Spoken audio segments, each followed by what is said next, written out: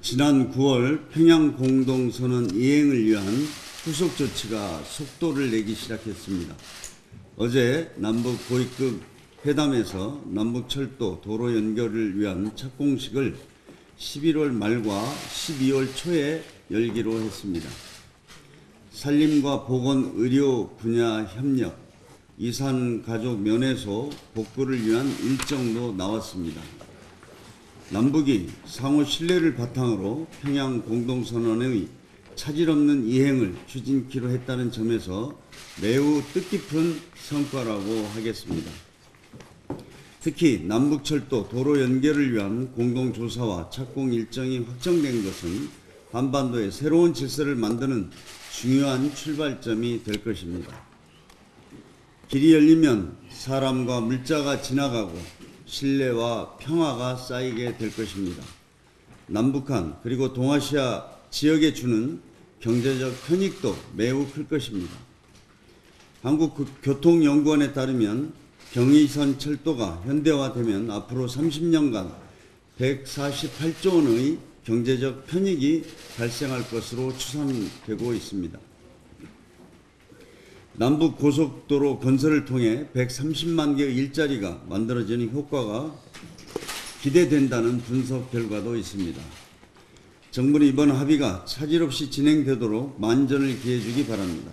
합의 이행 과정에서 국제사회와 보조를 맞추고 충분한 이해를 구해야 합니다. 북측 철도 도로 구간 조사를 위해 유엔 사령부와도 긴밀히 협조해야 합니다.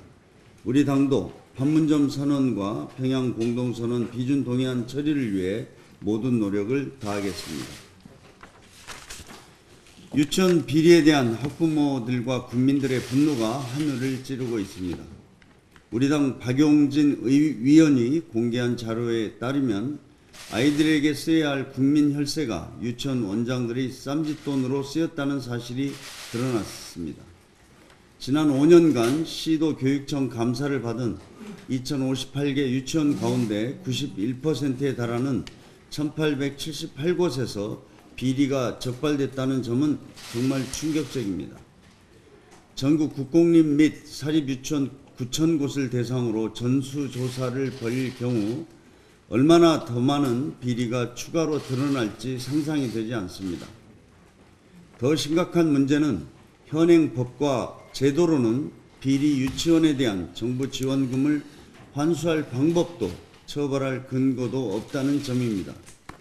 유치원에 지원하는 국민 혈세만 매년 2조에 달합니다. 그런데도 그동안 사립유치원은 감시 감독의 사각지대에 있었던 것입니다.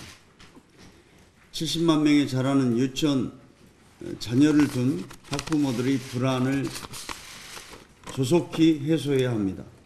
정부는 최대한 빨리 전체 유치원에 대한 전수조사에 착수하기 바랍니다. 이를 통해 중대한 비리를 저지른 유치원과 원장의 실명을 공개해야 합니다.